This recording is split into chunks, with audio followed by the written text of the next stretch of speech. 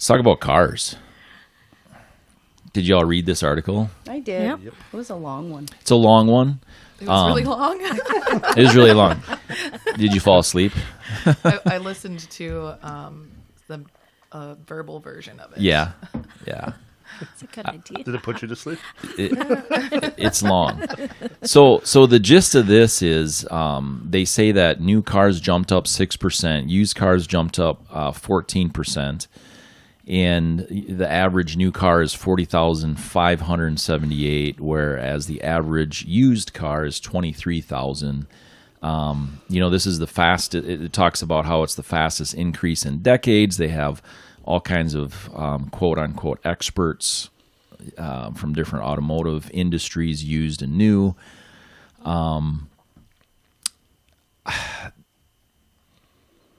The problem is supply and demand. Obviously, it's a pretty simple thing, but we rely on vehicles in America.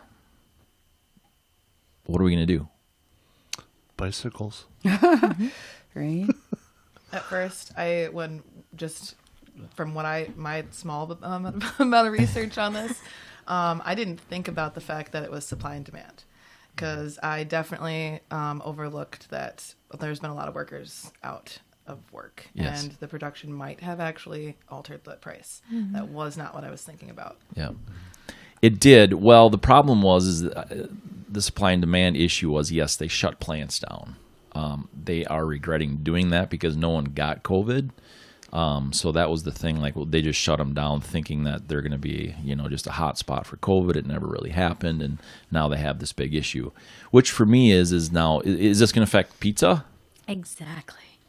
It could. Well, food. It probably because likely you pay will. for all the transit, right? Yeah, That's part of the cost. exactly. Fuel prices are going up unbelievably fast. I don't think that's COVID related, but It's just Kinda 100. everything a little COVID related right now. That's how I looked at Almost. it. That scared me too. It wasn't just the cars. I mean, it's not It- just this. It's like the whole This thing. is like a Anything nucleus. with Yes, processing yes. with people involved has been restricted because people can't be shoulder to shoulder in the processing plants. I mean, we hit that last summer with the pork and the chicken and the meat processors. Oh, that we haven't seen anything yet. They had to close the plants down because people couldn't be next to each other, and then the farmers were stuck with all this livestock that Right. they had to do something with, and they couldn't send it to processors. That's a real thing. We have a chicken wing problem. Yeah, Like, it's real. yeah, yeah. Who would have thought? I don't know. Yeah. Yeah. Well, I agree, if I may, real quick with Kayla. That's when I first started reading the article, I didn't really realize it was going to be about supply and demand. I actually thought it was going in the direction of people just can't afford them. I didn't, it was a great article because it was quite informative, and it let me realize, oh, yeah, that makes sense. There wasn't people actually being able to build these cars, manufacture them. But at the same time, my whole thought was, we can't afford these cars. Obviously, it's so obvious that we have to, take a level down and go to a used vehicle for the ones that are, looking for a vehicle. And so I'm kind of confused. I'm kind of like, okay, so that's obvious. It's supply and demand, but you're raising the prices and we're all still struggling financially. A lot of us are looking forward to the stimulus just to get by.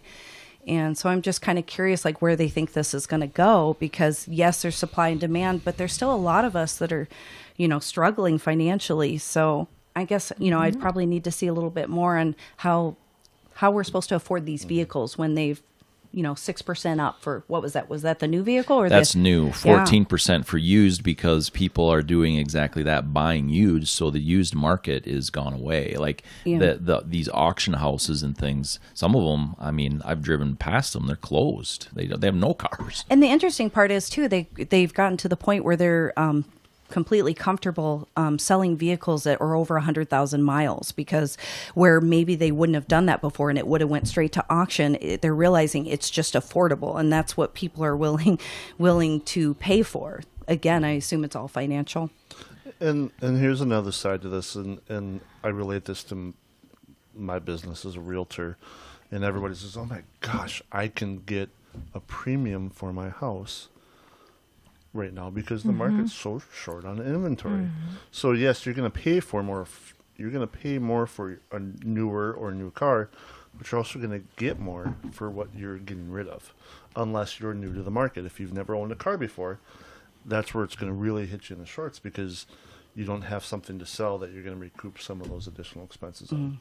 So, in the housing, you're getting a premium for your house, but it's going to be right out the door when you buy your new one. Well, you're paying more for a car, but you're going to get more for what you're getting rid of. So. It's kind of interesting too. A different way to look at it is with all the Zoom stuff. There are a lot of people that are not. They're working, but they're working from home. So people that we need cars. We just need cars to live, to survive, and stuff like that. But maybe you don't need mom and dad dropping one kid off at daycare and another one going to work and another one going to work because both of them are working from home, doing Zoom and stuff like that. So their demand for cars. I'm not saying that they don't need a car, but upgrading to a newer car and stuff like that. Do you see what I'm kind of saying? Yeah. Just a different look at it. I think we'll see that a little bit further down the road more so because there were a lot of people that needed cars already going into COVID, and I think that's a part of the problem. Yeah. I'm probably going to be fixing up my vehicle for a while just with this information, Absolutely. So. And the other part, too, is to think about is this maybe self-inflicted by the car industry? And the reason I say that is it's gotten to be so automated. There's so many robots in car manufacturing now. So why can't they just catch up? And that's a very simple look at it. But like they know there's a problem. People are probably jumping at the bit to make some more money. So get your plants running 24/7. Do your social distancing as you can.